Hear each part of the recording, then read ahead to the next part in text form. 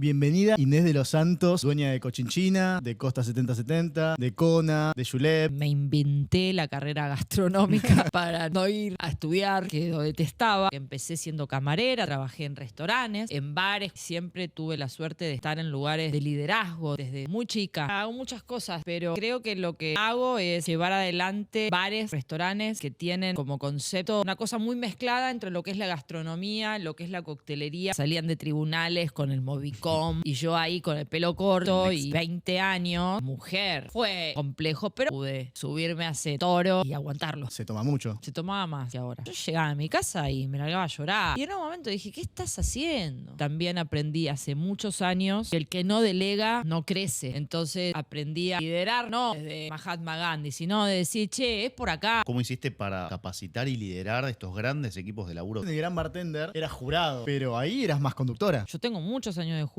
y digo, si yo te tengo que dar una devolución sobre este vaso de agua, yo te lo voy a dar. ¿Estoy en la tele o no? Hubo un clic en mi cabeza en la que yo dije, se trata de ser feliz haciendo lo que uno hace y vas a llegar más fácil. De rodearme de gente que me guste. Lo importante es que tengamos ganas de ir a tomar una cerveza después. Cultura. Que haya una buena energía. Porque con una buena energía y con ganas es más Se fácil aprende. llegar a la perfección.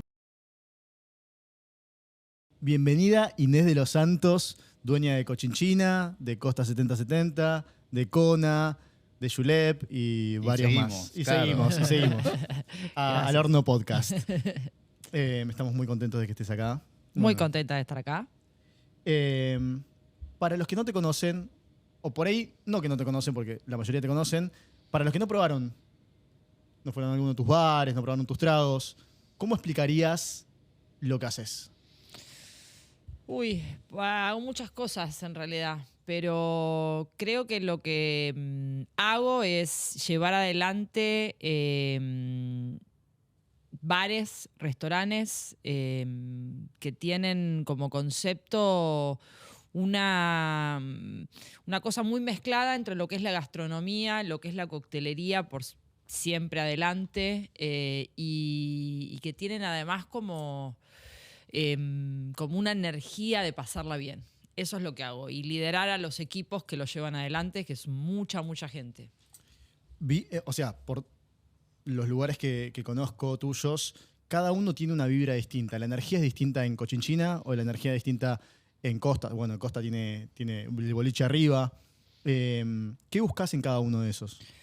Bueno, claro, trato de no replicar lo mismo en los diferentes lugares, porque sería como algo medio bastante aburrido, ¿no? Si trato de desarrollar diferentes lugares, diferentes productos. Muchos me dicen, che, te encanta lo asiático. No es que me encanta lo asiático. Se dio que Narda, por ejemplo, quería poner un restaurante japonés y yo le dije, sos todo, porque no hay nadie que sepa más para mí de lo que es la cocina japonesa sin ser japonesa, ¿no? Como Narda es muy fan de Japón y ella me dijo, no, pero vos tenés que poner el bar, tenés que poner el bar. Y yo dije, yo no quiero, no se puede, no hay producto. Y bueno, cuando fui a ver el lugar dije, y sí, se hace. Digo, no es que yo tenía un sueño de poner un lugar japonés, pero lo mismo pasó con Cochinchina, digamos. Cochinchina fue un lugar tan grande, ¿no? Cuando yo llegué ahí en plena pandemia y dije, esto hay que crear un viaje, un mundo distinto, algo exótico, y entonces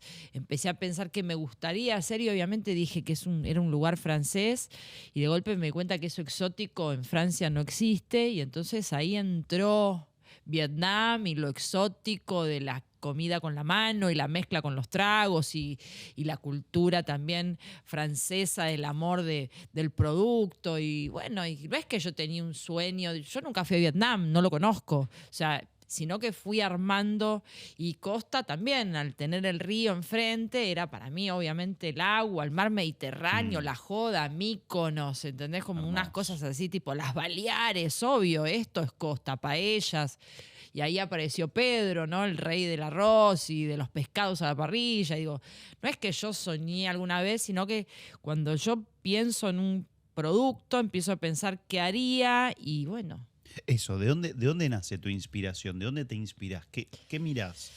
Digo, ¿cómo empieza Yo eso? creo que muchas cosas. Soy una persona que obviamente tengo mi experiencia. Yo estoy cumpliendo 30 años en la industria y siempre tuve la suerte de estar en lugares de liderazgo desde muy chica. Y eso también me permitió entender las operaciones, entender las tendencias, qué es lo que hay que hacer en el momento. Bien. También viajo mucho.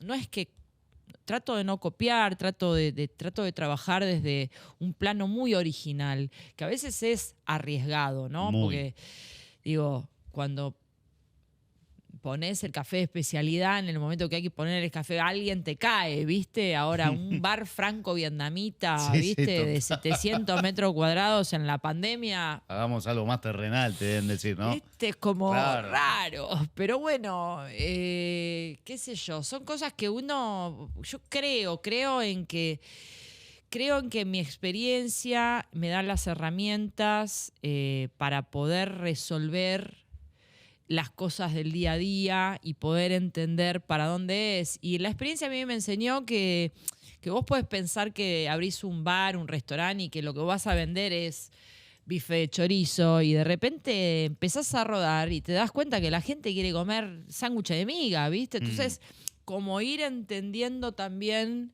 no solamente tu propuesta y que sea un concepto contundente, como para que la gente pueda entender que vos vendés bife de chorizo y que no hay que pedir el sanguchito de miga, pero también ir entendiendo para dónde va la cosa una vez que está rodando y en el rodar acomodar. Yo creo que eso sí lo tengo y creo que también aprendí hace muchos años que el que no delega no crece. Entonces aprendí a poder liderar, no, viste, desde Mahatma Gandhi, sino de decir, che, es por acá, todo por acá y te doy estas herramientas para que puedas llegar a lo que nosotros necesitamos que llegues, ¿no? Entonces es más fácil hacerlo. Ine, 30 años de camino en la coctelería. ¿Cómo empezó? Bueno, empezó de pura casualidad porque en realidad yo no quería estudiar y tenía como el mandato familiar de ir a la universidad y entonces como que me inventé la carrera gastronómica para no ir a estudiar, que lo detestaba, no fui muy buena alumna, la verdad. Y ahí en la carrera encontré una materia que se llamaba Coctelería Internacional. Tremendo. Y yo, ni idea, yo tomaba vino y empanadas, y bueno, me enamoré, me pareció algo fantástico, que yo tenía un profesor que yo siempre digo el mismo cuento, pero se llamaba Julio Celso Rey, un ganador, campeón mundial de esos bartenders de la vieja era, de la era dorada de la coctelería. Que no había muchos en ese momento. No había muchos porque ya estaban grandes. Claro. Estaba así Eugenio Gallo, que yo tuve el honor de trabajar con él detrás de la barra, Rodolfo San, que yo tuve el honor de conocerlo y de compartir con él conversaciones y noches también de servicio, ¿no? Y Julio Celso Rey fue mi profesor, este campeón del mundo que nos enseñó lo que era la coctelería internacional, la elegancia, por qué faginar una copa, por qué cada vaso tenía un diseño diferente, cuáles eran las recetas de la IVA, por qué se usaban guantes, por qué había que hacer hielos de agua mineral, un montón de cosas que para mí me pareció el mundo de... Glamour. Sí, te rompió la todo cabeza. para mí. Claro. Y bueno, obviamente no había muchos bares en esa época. Yo te estoy hablando del año 96. ¿Cuáles eran 95, los pocos bares que había en ese momento? No, eran boliches, Claro. ¿viste? Y también había, sí, estaban los clásicos bares, como los bares de los hoteles 5 estrellas, Claro. donde había trabajado Julio Celso Rey, Ahí va. Eugenio Gallo. Pero no era algo común, no era algo para todo el mundo, era para gente que entendía o conocía el De lugar. Plata, el Clarich, el Hotel Alvear, el Hotel Plaza, Claro. eran bares. También tenías las confiterías, donde se hacía coctelería de licores, qué sé yo, un chacho, ponele, no sé si les suena esto que estoy diciendo, por favor, bórrenlo, porque me quema, ¿viste? No, Me al quema, contrario, es la trayectoria. ¿Viste? ¿Qué Claro. sé yo? Todo este tipo de mezclas de licor de huevo, chocolate, nafta super, esas kriptonita, cócteles como tú en la noche. Claro, yo tomaba en esa época el séptimo regimiento. Imagínate, el séptimo regimiento era Piel de iguana. Era Claro, este era tipo otra de cosa. coctelería como normal, o sea, y eso pasó un poco también en el mundo, ¿no? Si bien hay ciudades que siempre tuvieron una constancia, como Londres, como New York, digamos, sí pasó que la coctelería tuvo una baja en los años 70, continuó con los 80 y un poco con la película Cóctel y con cierta reivindicación de lo retro que sucedió a finales del 90 en todo movimiento artístico, en la música, en la moda. Era, viste, ponerte el saco de tu abuelo era cool, o el traje con zapatillas, ¿no? Total. Esa moda de retomar lo antiguo y traerlo a la modernidad trajo también la coctelería, que había quedado como para viejo, el viejo que se tomaba el gin tonic, ¿viste? Y entonces, bueno, ahí empezó todo un desarrollo de bares en el mundo específicamente especializados en coctelería.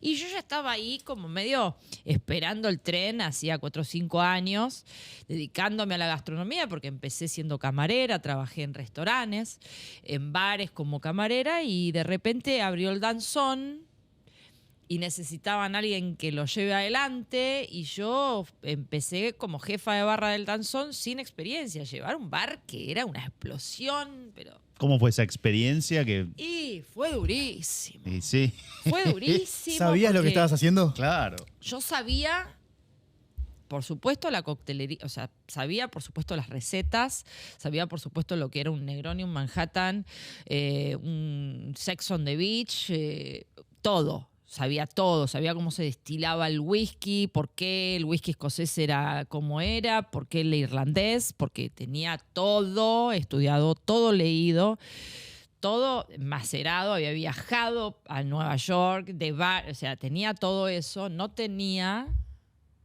La práctica. la práctica. Claro.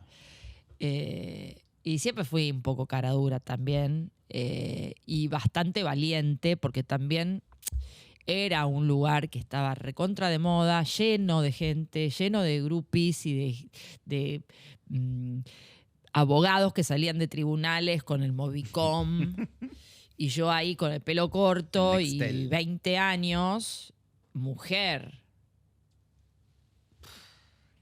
Así que fue complejo, pero bueno, fue una linda experiencia que duró 7, 8 años, en la que pude subirme a ese toro y aguantarlo. Ine, antes de eso, vos te informaste un montón, claramente, pero en ese momento no había tanta información como ahora que No. vos entras o le preguntás a ChatGPT. No, me seguís quemando. Me seguís Yo quemando. tampoco, en mi época no tampoco. había wifi, no había teléfono que decía saber la receta de Between the Sheet. ¿A dónde aprendías? Porque la peli no te... O sea, está bien, la peli Cóctel te mostraba algunas cositas, pero sí, más no, que- la peli no me sirvió más no que sirvió para mucho. ver un actor muy lindo. Aprendía de leer, porque sí compraba libros, sí viajaba, y sí cada persona que te vas a Europa me traes, porque tampoco era fácil para viajar y... Conseguir las bebidas importadas, los bitters, los...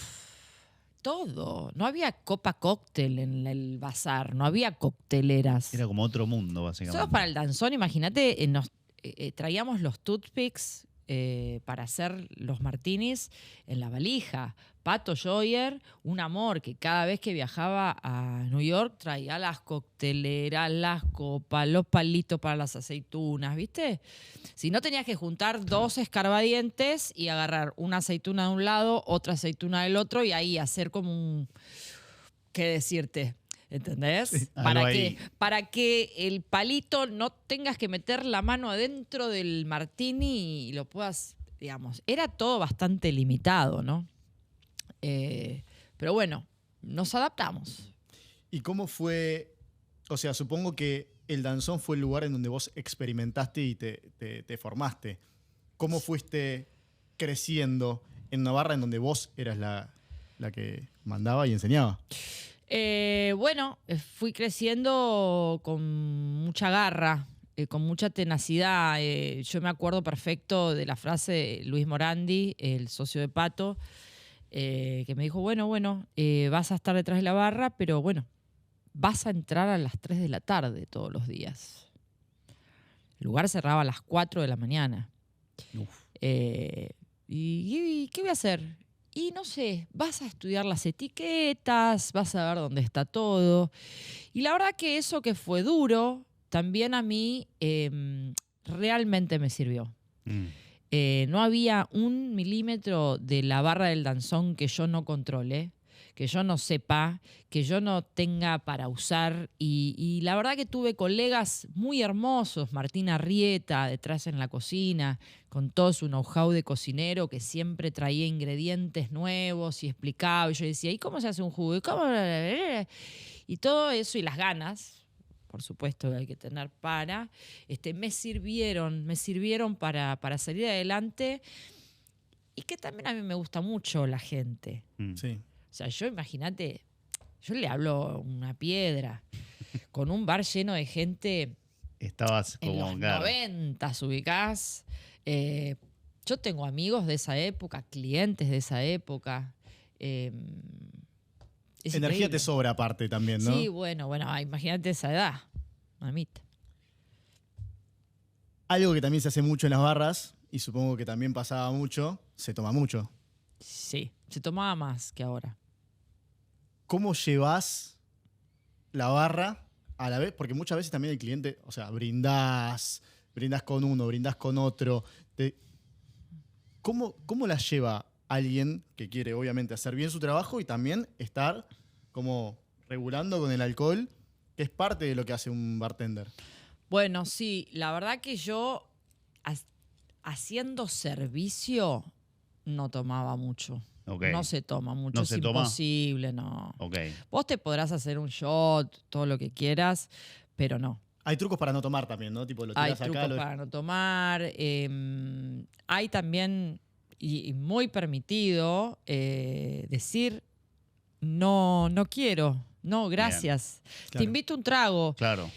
No, está todo bien. El que vino a tomar, ¿viste? O sos vos, divertite, yo te acompaño, pero no. También está permitido decir eso. Y también cuando yo trabajaba, digamos, sacando los despachos, también me permitía decir no te sirvo más. No te sirvo más porque te estoy cuidando, porque quiero que la pases bien.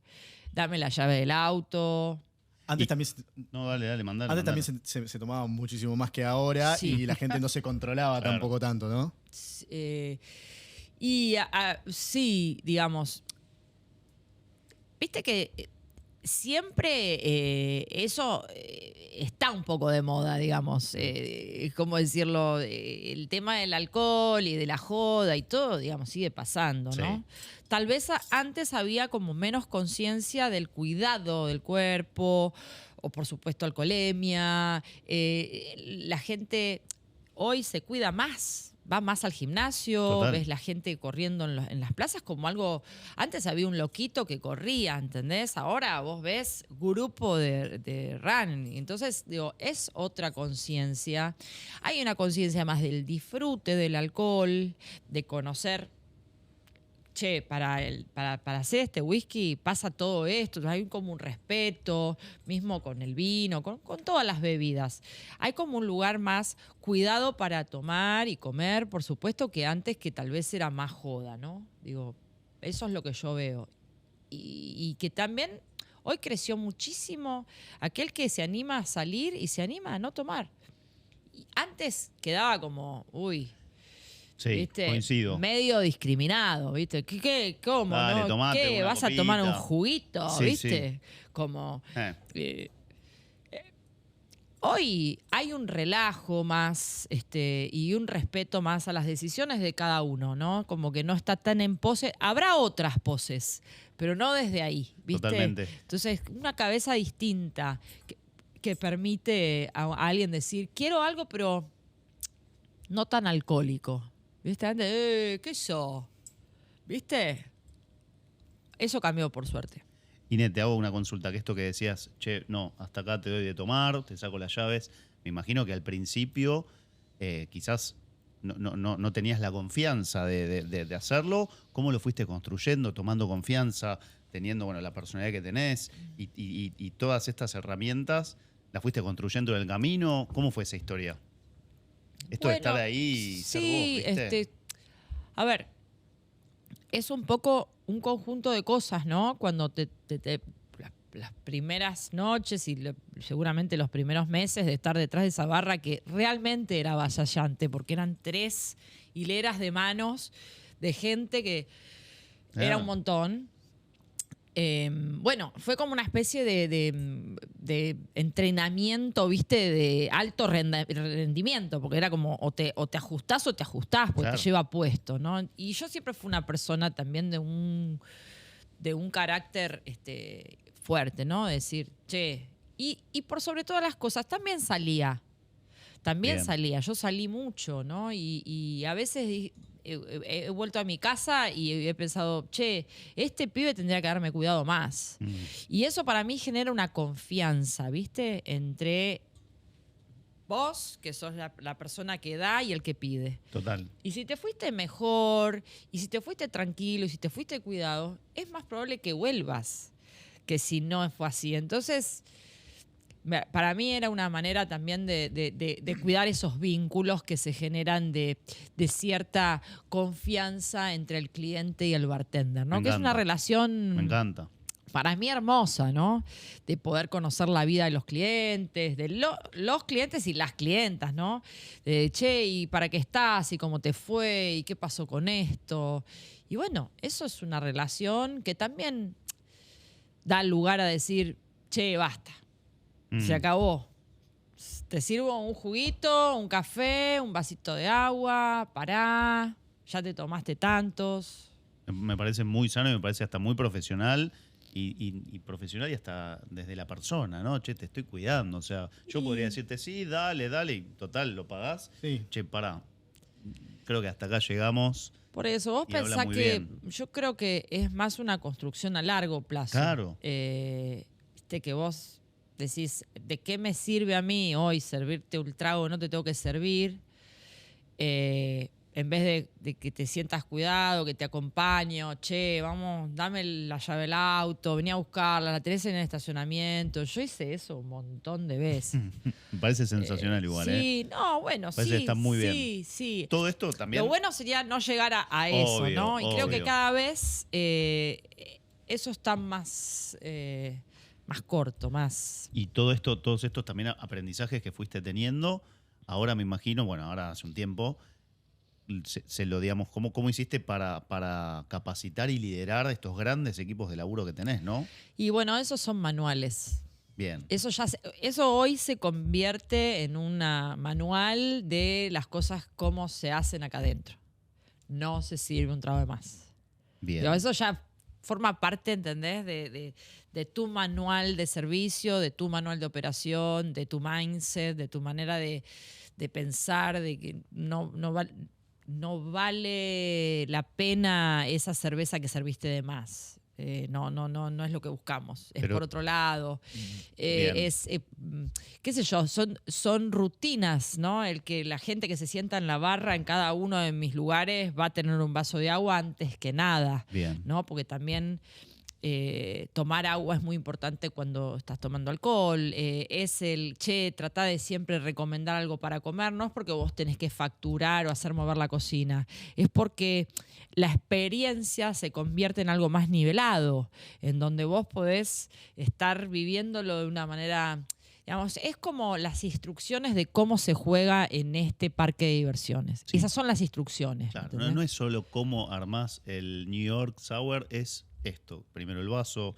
Pero bueno, en realidad está bueno no. Es espectacular porque, digo, hoy tenés un montón de lugares y no puedes estar en todos los lugares al mismo tiempo. Necesitas No, de no. equipos de laburo, líderes, manual de procedimiento. Re, ¿Cómo, total. hoy vas, o sea, ¿cómo es un día tuyo en lo Es un laboral? quilombo. Es un quilombo, ¿no? No alcanza el día. Es un quilombo. No, a ver, sí, obvio, tengo muchas mesas de trabajo. Con el tiempo aprendimos viste, no hay una manera de pensar las cosas si seguimos, sino que tenemos grupos de trabajo, mesa de laburo en la que vemos, che, ¿qué hacemos? Abrimos un feriado, no abrimos el feriado, ponemos un no sé qué, llamamos un DJ, ¿qué contenido? Entonces tengo grupos de contenidos, grupo de producto, grupo de operación, y así voy en el día y Reuniones y reuniones y reuniones. reuniones, a veces con las mismas personas, porque algunas Se repite. participan de Bien. una operación y de otra, a veces no, a veces con gente nueva, porque también los grupos van cambiando. Total. Los equipos van renovándose, gente que se va, gente que entra nueva, gente que... bueno, y yo creo que yo soy una persona que cree que el mantra hay que decirlo, ¿viste? Y ese una y otra vez, che, serví el agua cuando la gente se sienta. Yo no me canso de hacer ese laburo que es una frase muy gastronómica, ¿viste? Uy, otra vez tengo que decir que... Y sí, tenés que decirlo una y otra vez, porque de eso se trata la excelencia. Bien. De eso se trata la pasión y la creencia de lo que vos querés que pase. Yo no me voy a cansar de decir nunca que cuando la gente se sienta en la barra tiene que tener un vaso de agua. ¿Por qué? Porque yo creo que así es. Entonces es como... Y en el in-between pasan un montón de cosas, de equipos que se va, que cambia, que no sé, que la realidad, que el COVID, que la nube de ceniza. No, pasan cosas que hacen que eso que tal vez no sea tan importante. Para mí es importante. Entonces yo creo en el mantra. Creo. También Me encanta. creo que en locales como los que tenés vos, que son tope, el detalle es importante, supongo. Sí. ¿Qué tan obsesivo tiene que ser el local para llegar a un nivel como el de Cochinchina o el de Costa?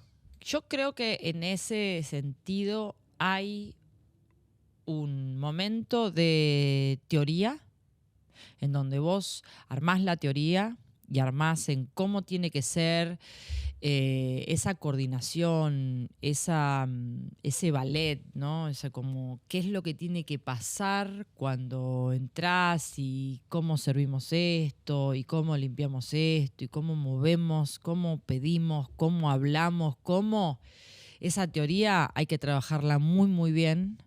Hay que encontrar los líderes de cada manada para que puedan entenderlo y seguirlo. Y también hay que soltar. Porque no podés controlar absolutamente todo lo que pasa. Porque si querés controlar absolutamente todo lo que pasa, termina siendo algo impuesto, falso, no orgánico, no relajado, ¿me entendés? Si vos pensás que vos en un lugar como Cochinchina o como Costa, que entran 300 personas por noche, ¿vos podés controlar todo lo que pasa? La verdad, Imposible. no va a salir bien. Claro. Pero yo creo, ¿no? Es mi teoría. Sí, obvio. Lo más probable es que no salga bien. Porque tiene que ir con el flow. Vos tenés que tener una teoría, tenés que tener gente que tenga ganas, que darles las herramientas. Yo te digo, bueno, vos tenés que bailar con esta bandeja y la bandeja no está... Bueno, digo, o sea, es un sinfín de detalles que arman una teoría. Es un sinfín de personajes que cada uno cumple un rol, que tiene bien marcado el rol que tiene que cumplir, como en una sinfonía. Siempre hago las mismas, pero digo, ¿viste? El tipo que toca el trombón sabe cuándo entra, qué es lo que tiene que tocar, cuál es su partitura. No está viendo lo que toca el violín. Eso es parte de ese ballet que tiene que pasar. Y bueno, y después hay que relajar un poco, porque pasa. Sí, sí, Podés no, controlar. no todo sucede tal cual está orquestado. No, y si no, la pasás también mal. Claro. La pasás mal, haces que todo el equipo la pase mal. Estrese. Vos cuando estás ahí tipo perro, Sí. te dije que esto era así, Mm. te dije que esto era así. Bueno, la verdad que yo he trabajado, yo fui de esas jefas, ¿eh? De eso te iba a preguntar. O sea, ¿cómo es Sí. Inés a la hora de cuando las cosas quizás no salen tan Yo fui bien? de las jefas controladoras en las que todo tenía que ser de una manera. Y la verdad que yo llegaba a mi casa y me largaba a llorar, ¿viste? Mm. Y en un momento dije, ¿qué estás haciendo? No va. Yo creo que esa cosa así tan estricta de la vieja escuela de la gastronomía ya fue. O por lo menos para mí. Yo dije, me voy a ganar un cáncer. Digo, ¿todo esto de qué sirve? ¿Para qué? Si al final estamos llevando un plato a la mesa, un trago, digo, no tiene sentido. Quedé tan loca que quedé un año sin trabajar porque no sabía qué hacer. Pero digo, también, o sea, vos llegás a esos momentos porque vos buscás la excelencia y para personas como vos que buscan la excelencia y que tienen herramientas para llegar a esa excelencia, ¿cómo haces para autodecirte, che, banca un poco, soltá esa excelencia? Porque Y- eso está dentro, ¿viste? No lo elegí, está dentro. Se trata de... Para mí hubo un clic en mi cabeza, ¿viste? En la que yo dije, se trata de ser feliz haciendo lo que uno hace y vas a llegar más fácil, ¿viste? Y eso es rodearte de gente que pueda trabajar conmigo, y rodearme de gente que me guste. No importa si sabe inglés, si, viste, hizo la carrera, si viene de no, pará, mirá el currículum. Eso es re importante Obvio. y son herramientas que siempre ayudan. Pero lo importante es que tengamos ganas de ir a tomar una cerveza después. O sea, en definitiva, lo más importante a la hora de armar un equipo de laburo son no lo profesional, sino las personas primero, Sí, la que cultura. haya una buena energía. Eso. Porque con una buena energía y con ganas es más Se fácil aprende. llegar a la perfección. Me encanta eso. Es más fácil. Creo que también se transmite eso, ¿no? El público lo siente. Ahí sí, por supuesto, porque no estás con una bota en la cabeza diciéndole, te equivocaste acá, esto era acá, esto iba acá. Decís, bueno, si vas con el flow, la gente quiere y se compromete en la operación y en el servicio, sabe que la copa iba acá y la va a hacer. La copa iba acá y la va a hacer. ¿Por qué? Porque hay un compromiso y hay una felicidad de laburo y hay una tranquilidad y un flow que te gusta y lo querés cuidar. Y si hay alguien que no lo hace, está el equipo para corregir ahí, ¿viste? Porque el mismo equipo enseguida, che, Obvio, eso. es acá, ¿viste? Total. Y el que hace muchas veces fuera del tarro se va. Bien, eso es espectacular. Porque también. está todo el equipo alineado en un laburo y en unas ganas de que se logren las cosas, ¿viste? Entonces, muchas veces yo llego, a veces te digo, uy, la puta, y el kilo, y ahí hay desbarazo, y la mesa está muerta, y la música que está sonando, y digo... Se pusieron todos de acuerdo Y cuando, para ponerme los pelos claro, de cuando punta. puedo ir de a poco, buenísimo. Y cuando me tengo que pedir un Uber, me pido un Uber. Porque le hago mejor a la familia, ¿viste? Ay, nos pasa todo, es terrible, pero Y sí. lo escucho y nada, yo empecé hace poco, pero igual es como digo, me pasa las mismas cosas, ¿viste? La excelencia absoluta y te das cuenta que, claro, no podés estar en todos lados, tenés que aprender a delegar. Lo más importante que tiene una empresa son las personas. Es terrible, todos terminamos como dando la vuelta y entendiendo que es por ahí. Sí, sobre todo, que yo creo que en mis negocios, ¿no? O sea, que son mucho de alta energía, de música fuerte, digamos, te tiene que gustar, te tenés que divertir, no hay manera de que no, viste, cuando tenés muchísima gente esperando, una mesa que no existe, viste, cuando la gente está animada también, porque es un cumple. Claro. En un punto, Costa y Cochinchina ahí se parecen más que Kona, que tal vez es más tranquilo. Pero igual, digamos, es un cumple, la gente está feliz. Y si vos estás medio Sí. rari, no encajás, ¿viste? Y. No, insisto, que la gente que va al bar esté feliz no es porque pusiste un hit, ¿viste? No es porque, está sonando Bad Bunny. todo bien con Bad Bunny. Obvio, es divertido. Pero es un montón de cosas que se vienen dando. ¿Viste como cuando entrabas al cumpleañitos cuando eras chiquito que decís, ¿viste? Y si estaba el animador, y si la torta estaba rica, y si, no te querías ir, mamá, 5 minutos más. Bueno, Bien. esto es lo mismo. Me gusta. Es un montón de micro decisiones que vas tomando, que van haciendo que me relajo, me entrego y me siento en la confianza del mundo para bailar en la silla. Eso no se genera real por un hit. Eso es por un montón de otras cosas, ¿viste? Que hay que entender. Y si el equipo está estresado porque la copa y el... El cliente lo percibe. Total. Más o menos lo percibe. Total. Costa. Sí. Costa, o sea, a diferencia de Cochinchina y otros bares en los que trabajaste, Costa es boliche también. ¿Cómo cambia la cosa teniendo un boliche arriba? Cambia un montón. Cambia en todo. Cambia en cantidad de horas, cantidad de abastecimiento, cantidad de personal, cantidad de diferentes... Son como diferentes emociones según el horario, ¿viste? Porque empezás de una manera, con un flow, seguís con otro, vas con otro, te relajaste y empieza la tensión, la puerta, la gente, la cola, la lluvia, Claro. la seguridad, las reglas, los baños. Claro. ¿Viste? Son muchas películas en una noche. Cuando muchas. arrancaste, ¿esperabas que sea tan así? O sea, ¿ya tenías una idea? No, yo sí o sí dije, yo la noche no la manejo. Digamos, hay que saber manejar la noche. No es lo mismo. Una cosa es un bar que cierra tarde y otra cosa es una discoteca. Claro. En todas las microdecisiones también hay que estar. No es diferente, pero hay que saber cómo suena la música, qué luces, cómo es la cola, qué precinto, si la entrada, si es anticipada, si la mesa, si esto, si los PR, si un montón de cosas que yo no manejo y real, a esta altura del partido me encanta participar, estoy en esa mesa, tomo las decisiones de... qué sé yo, vamos a armar una frapera nueva, cuántas botellas se necesitan, cómo es el bottle service, cómo están vestidas las bailarinas que llevan las botellas, que si la luz, que si es una flor, que si es un backlight, digamos, en cómo se va contando esa historia de esa película. Por supuesto estoy, pero yo, 3 de la mañana...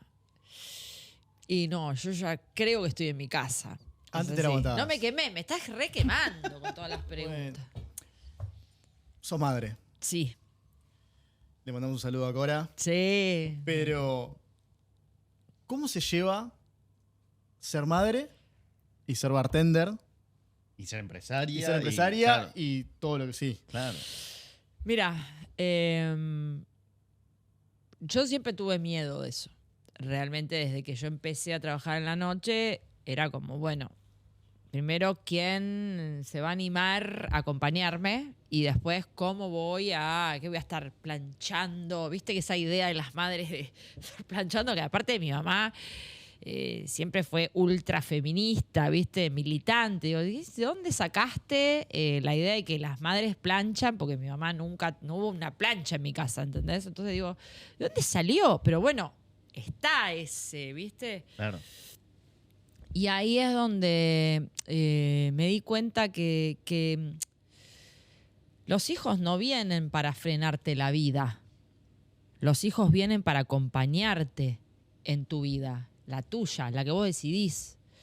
Digo, entonces, no es que a mí la vida me cambió. Sí, me cambiaron un montón de cosas que tienen que ver más con un vínculo de madre e hija, de la educación, de las responsabilidades, las decisiones, de la medicina, de un montón de cosas que tienen que ver con mi hija, pero no con mi vida. Claro.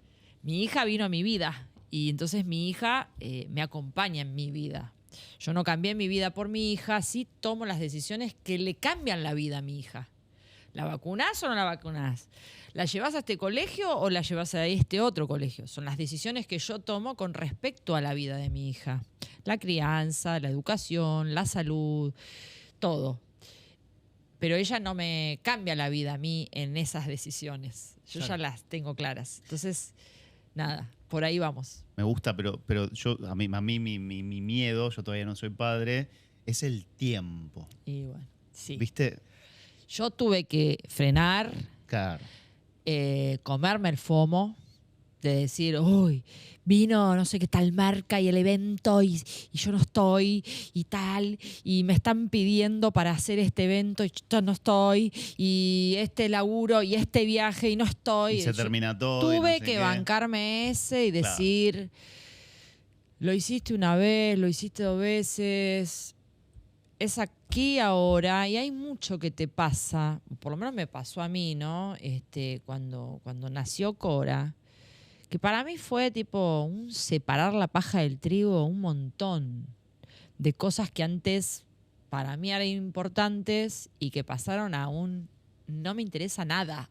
No es que más o menos, esto no me interesa nada. Entonces, ahí sí yo estuve unos 5 años, 4 años decidiendo, viste, qué iba a hacer y en qué iba a participar.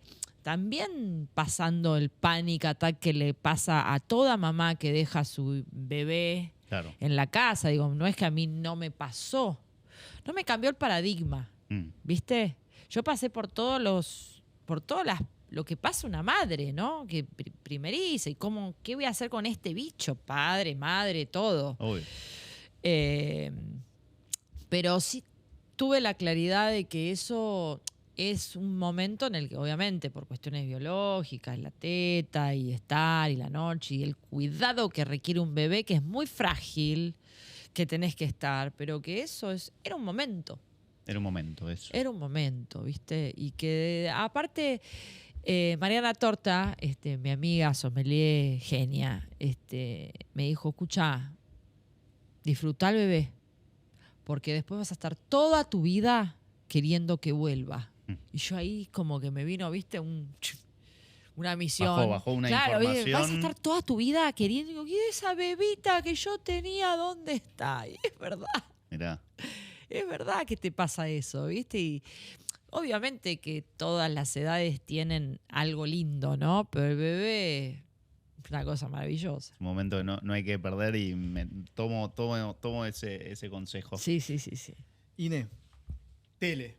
Sí. Uf. Estuviste en todos lados. Sí. Tele también. Estuviste en el Gourmet Sí. y estuviste en El Gran Bartender. En Fox también. ¿En Fox también? Sí, Gourmet, Fox y Telefe, sí. ¿Cómo pasás de hacer tragos detrás de una barra a hacer tragos en la tele? Bueno, qué sé yo. Yo siempre tuve un afán enorme a sacar a la coctelería de la muerte, ¿viste? De ese lugar en el que estaba cuando yo empecé, que era, si es bebida para tragos es porque es mala, ¿viste? Estaba en ese lugar como, no, cóctel, no, ¿viste? Y a querer, siempre tuve el afán de profesionalizarlo y de que se lo respete. Bien. Eso yo lo tengo muy en mi cabeza desde muy joven. Entonces, muchas cosas que yo hice, sobre todo la parte de la comunicación, que la comunicación es la tele, la comunicación es la radio, la comunicación son los libros, la comunicación son todas mis participaciones en editoriales. Es decir, que detrás de todo esto hay una profesión. Entonces eso para mí fue siempre importante. Más allá del pánico, de hecho yo tuve una escuela en el danzón, que me daba un pánico total, llevar adelante toda una carrera, ¿no? Con contenidos, que los hice yo, ¿viste? De qué hay que hacer, cómo se da una clase de 3 horas de destilados, y el pot still, y el coffee still, y la fermentación, y los almidones, yo las di todas las clases. Digo, para mí, el pánico a enfrentar algo nuevo siempre estuvo, digamos, del lado, porque siempre quise que la coctelería se comunique y nosotros servíamos los cócteles con la mano atrás como si fuésemos sommelier porque queríamos enaltecer la promoción. Yo hice la carrera de sommelier porque tenía que saber y que quería un título. Claro. Y la tele también, digamos, es parte de llegar a las casas de la gente Sí. y explicar algo que tal vez estaba como detrás de una tela de araña, ¿viste? Entonces, la tele fue eso. Yo, como se dan cuenta, no tengo mucho problema en hablar. Y tuve también un gran consejo de Oli Irigoyen. ¿Qué te Porque dijo? cuando ¿Cuál fue? yo firmé el contrato para el primer programa, ¿firmaste? Sí. Bueno, vení. Vení al espacio que te voy a... Vamos, vení. Entonces me sentó y me dijo, bueno, mira, Inés, cuando se prende la cámara, ¿qué sos? Yo no estudié, ¿viste? ¿Qué sos? No sé. Sos bartender. No sos conductora. Vos no estás ahí porque sabes conducir. Vos estás ahí porque sos bartender. Entonces, cuando se prende la cámara, vos tenés que hablar de lo que vos sabés. Y para mí fue... Ya está, ¿me entendés? Rendí sin estudiar. Claro. Rendí sin estudiar y me fue bien. Porque cuando se prendía la cámara, yo tenía la voz de Dolly y era como, bueno, estoy contando y hablando de las cosas que yo sé. Hermoso. No tengo que buscar expresiones, ni no equivocarme, ni... Es lo que, digamos, es lo que me pasa muchas veces cuando me piden hacer una charla afuera, ¿viste? Y me ponen en el temario. Le digo, ¿vos me estás invitando porque querés saber lo que yo pienso? Está muy Porque bien. si no, no voy. Está muy bien. O soy conductora, soy una actriz. Yo no soy ni actriz ni conductora. Yo pienso una forma. Si te interesa, yo voy y la cuento. ¿Viste? Es un poco eso. La televisión fue eso y además pensá que mi viejo se dedicó al cine y yo medio de chica también estuve en medio de los técnicos, los camarógrafos, los iluminadores, las cosas. A mí me divierte Lo también. tenías más cercano dentro de todo. Claro. Y mucho, bastante. Mucho, bastante. Pero después en el Gran Bartender eras jurado. Y ahí no eras bartender. Bueno, sí eras bartender, jurado. Pero ahí eras más conductora. No, pero también cuando, digamos, parece que no, pero estos certámenes televisivos son un certamen, digamos. Si bien puede haber más personajes o menos personajes, vos estás evaluando al bartender. Claro. No estás dejando de evaluar. Yo tengo muchos años de jurado y digo, si yo te tengo que dar una devolución sobre este vaso de agua, yo te lo voy a dar y estoy en la tele o no, pero nosotros tratamos de que las devoluciones que les damos a los chicos les sirvan, porque nosotros lo que queremos es que todos lleguen, ¿viste?, mejores de como empezaron. Entonces, sí, ahí es donde uno se pone más rico o más, Total, sí, sí, ¿viste?, sí. más al hueso, porque Eso. lo que tenés que decir le tiene que servir. Puedo decir, che, qué rico. Bueno, sí, pero es que rico y que más y que tiki, titi, ¿por qué? Y entonces de esa manera hay un feedback que a los participantes les va sirviendo para ir mejorando en todo el certamen, ¿no? Y Ine, yendo quizás a tus proyectos, ¿no? O sea, ¿cómo pensás una carta para Costa, digo, arrancás y cómo empieza esa bajada de data? Bueno, tiene que tener este trago sí o sí, tiene que tener este vino, pues es una construcción, digo, o sea, Sí, sí. es como el menú, es como todo, ¿no? Es una reconstrucción, Claro. la verdad.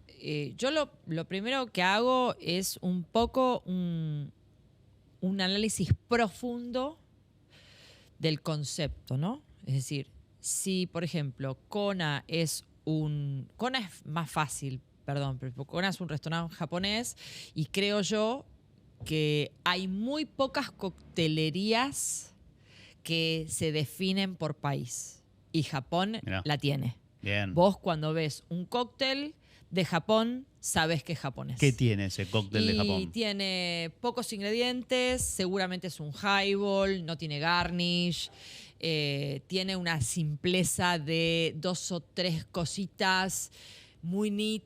Es como, no hay no hay cristalería extravagante, tal vez sí hay un trabajo de tiempo para la preparación. Digamos, Ok. los bares de Japón no tienen la prisa de un bar norteamericano, ¿no? Esa cosa de speed rack y de dale, ¿cuántos cócteles sacás? Y el minuto y el segundo y la propina es porque vos fuiste rápida.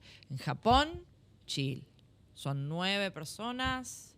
Cuanto más tiempo estás con cada uno y preparando cada cóctel, hasta te incluso es mejor porque te están dedicando el tiempo. Claro, ¿no? obvio. Entonces eso es como... Pero volviendo a la pregunta, digo, es estudiar, tal vez no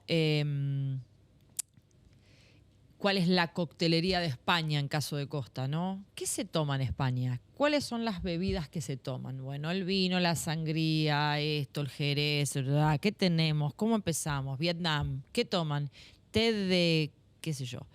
Pam, pam, pam. Es estudiar, estudiar, estudiar y en base a eso, a lo que históricamente, tradicionalmente se toma en estos países, es empezar a llevar algunas recetas antiguas a modernas, cambiar algunos ingredientes por otros y se empieza a probar. Obviamente, por otro lado, y ese es el sustento del concepto, lo conceptual tiene que estar. Pues es lo mismo que hablábamos antes del bife de chorizo si la gente quiere un sándwich de miga. Total. Vos el concepto lo tenés que tener. Y después, obviamente, está la tendencia. Que si pones un espresso martini, que si tenés un spritz, que si pusiste un gin tonic. Pero eso es el color que acompaña el contenido, ¿no? Sí, se Así entiende. laburo yo. ¿Y cuál sería la mise en place para un sommelier o alguien que está atrás de una barra? ¿Qué son las cosas que no pueden faltar a la hora de empezar el servicio? Uy. Deben ser un montón, pero por eso, básicas. son un montón. Básicas. Lo que no puede faltar para empezar un servicio es que no te falte nada. Esa es Espectacular. básicamente... Ahí vuelve la excelencia. Escucha, Franco, mirá. ¿entendés? En el medio del servicio no te pueden faltar No las podés ir a cosas buscar, porque claro. eso es algo que es... Vos podés planificar y saber que no te entra todo, ¿no? Vos podés decir, yo con estas 3 botellas de gin no llego al final. Claro. ¿Entendés? Pero tenés que entonces hacer el análisis progresivo de llevo 2, tráeme una. Eso es básico, pero sí, en cuestiones de bebidas, obvio, tiene que estar los destilados más básicos, ¿no? Como el gin, el vodka, el ron, el tequila, hoy es importante. Más que eso elementos, esté. digo, ¿viste? No sé, para mezclar. Bueno, básicamente con una coctelera, Eso. un vaso mezclador, un jigger, porque hoy hay que medir. Antes no medíamos, nosotros Claro, era ojo. hacíamos el free pour, no era ojo. Ah, No, a ojo no. claro. Nosotros hacíamos free pour, que es contar la caída del líquido. O sea, vos haces así y contás. Claro. Vos No, eso es tenés, tremendo, a ver. Claro, vos tenés diferentes picos vertedores, ¿no? Bien. Vos conocés los picos, o ponés todos los picos iguales, o usás los picos de las botellas. Yo sé cómo cae un Cointreau y sé cómo cae un JB. Lo sé porque tengo los años de servicio de saber cómo son las caídas de los diferentes picos. Esta data es buenísima. Si vos la querés hacer fácil, le pones a todos el mismo pico y entonces cuando vos trabajás sin jigger, vos vas contando 1, 2, 3, 4, 5, 6, 7. Para mí eso son 2 onzas. Vos podés cantar en el tiempo que vos quieras. Vos podés decir 1, 2, 3. Es el mismo 1, 2, 3 del free pour. Yo Claro. siempre hice 1, 2, 3, 4, 5, 6, 7. Eso son 2 onzas. Entonces, 1 onza es 1, 2, 3. Y vos podés estar hablando con alguien. Che, fuiste al cine y adentro 1, 2, 3, 4, 5, 6. 1, 2, 3, 1, 2, 3, check. 1, 2, 3, 4, 5, 6. 1, 2, 3, 4, Es como 5, estar 6. haciendo Claro, pero música, más o yo del menos. otro lado, yo pensé que esto era más show. No, mi amor, ¿qué show? no, Claro. no. ¿Cómo haces siempre el mismo Cosmopolitan sin un jigger? No, me encanta, me encanta. Es así. O sea, que no es una pose, no. No, vos estás claro. contando. Exacto. Por el amor de madre. Yo tuve una escuela que te digo, los chicos tenían botellas de agua con el pico, el jigger y la copa. Y entonces primero mezclaban, primero tiraban al jigger, 1, 2, 3, 4, 5, contaban con el jigger, tiraban a la copa. Bueno, practicá. Bueno, ahora vamos sin el jigger. 1, 2, 3, 4, 5, 6, 7. A ver el jigger. Y era magnífico. Hermoso. Muchos chicos que trabajaron conmigo hoy famosos, ¿eh? Aparte, algo que tiene la coctelería es que vos podés saber la receta de un trago. Yo me compré el libro de Inés Muy bien. Muy bien. cuando muy era bien. más chiquitito, que yo quería aprender, lo había dicho en algún momento. Me interesaba mucho la coctelería. Siempre me prometiste, pero nunca hiciste. Nunca probé, No. se lo había dicho. Sí. Y me compré el libro de tragos de Inés. Sí.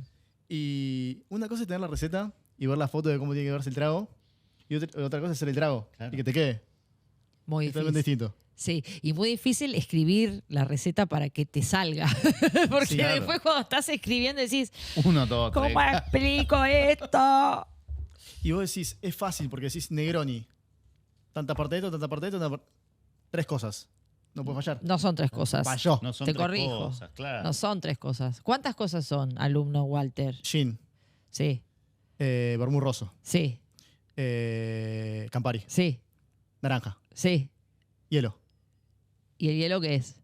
agua. Muy bien. Bien. Llegaste a las 5. Bien, bien, bien. Los 5 Pero- ingredientes. Yo por ahí me enfocaba solamente en las 3 espirituosas. Mm. Y después, bueno, cuando salía, no me sale igual que cuando me lo cines. No. Es química pura.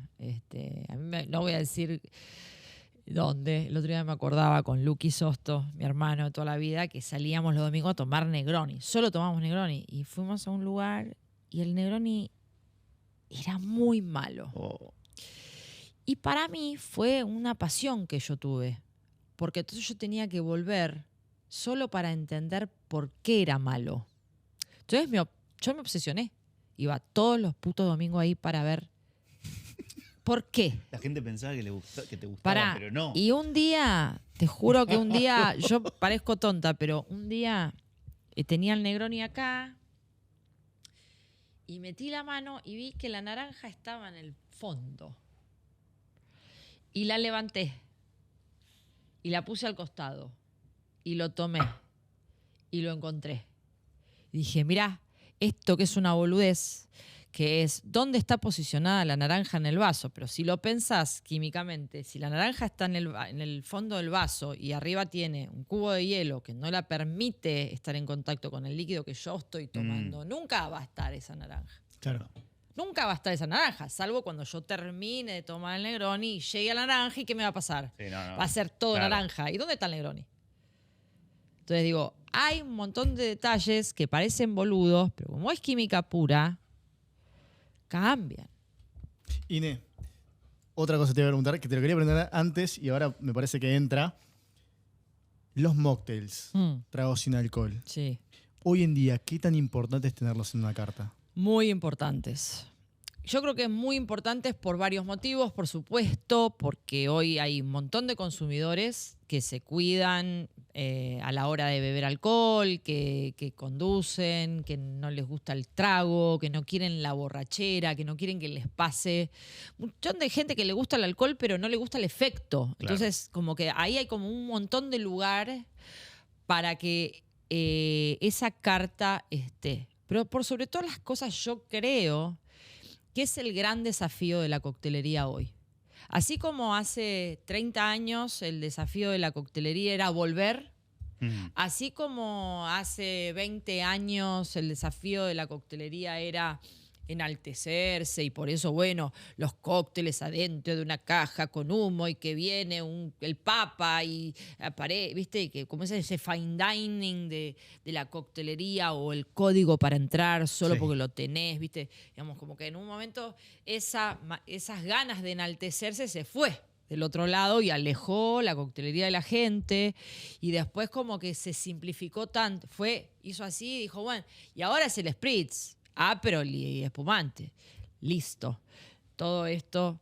Y hoy creo que el nuevo desafío es cómo encontrar sabores nuevos, balanceados, experiencia, sorprender sin el volumen alcohólico. Es un gran desafío. Te hago una última consulta antes de cerrar. ¿qué diferencia un mocktail de un...? Porque hay lugares que tienen jugos, por ejemplo, o tienen bebidas sin alcohol, tipo un té, helado, lo que sea. ¿Qué hace que esa bebida sea un mocktail o otra cosa? Bueno, vos mismo lo dijiste. Un cóctel es una mezcla de diferentes bebidas que pueden ser alcohólicas o no, pero que lo que hacen es crear un nuevo sabor. Bien. Vos no tenés una mezcla de jugo de naranja y pomelo. Vos tenés un sabor diferente. En ese sabor diferente, no solamente tenés que tener algo distinto, una sensación diferente en el paladar, sino también hay volúmenes en boca. Ok. No es lo mismo tomar un agua que un jugo. A pesar de que si yo te digo que ese jugo es de limón y yo hago un agua de limón, que corto limones en cantidad y voy a llegar al sabor similar del jugo, no tenés la misma sensación en la boca, porque hay otro volumen. Entonces, el mocktail tiene que tener un sabor distintivo, diferente a lo que sea una mezcla de dos jugos, que vos lo podés apreciar. Y además tiene que tener una sensación en la boca sostenida. Eso es un mocktail. Bien. Esa es la diferencia. Me encanta Esa porque, data. o sea, Muy siempre fue precisa. una duda que tuve. Mm. Pero bueno, Inés, muchísimas gracias. Súper o placer. sea, podríamos seguir un montón. La Yo tengo verdad un que montón sí. de cosas para La preguntar. verdad que sí. Aparte yo hablo y hablo, ¿no? Nos Ya encanta. sé. Nos Nos encanta perdón. hablar igual. Pero muchísimas gracias. Fue un placer. Gracias tenerte por haber acá. venido. Un placer. Gracias por invitarme.